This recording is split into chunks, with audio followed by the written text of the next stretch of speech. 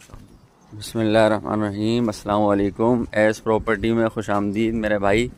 आज हम आपके लिए एक चीज़ लेके आए हैं। जहाँ हम खड़े हुए हैं इस जगह का नाम है गुलशन शक्ल गबोल।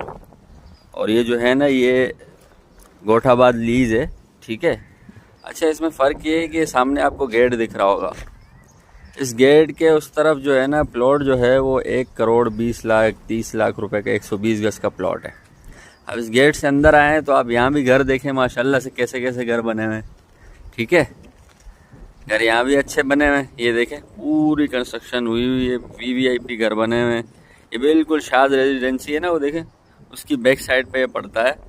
और यहाँ पे प्लॉट है, अल्लाह भला करे आपका, सिर्फ और सिर्फ 70 लाख रुपए, 120 गज। और वहाँ की जो लीज़ है, लीज़ के पैसे हैं 18 से 20 लाख रुपए वहाँ के। और यहाँ लीज़ जो है 4 से 5 लाख रुपए में लीज़ भी आपको मिल जाती है।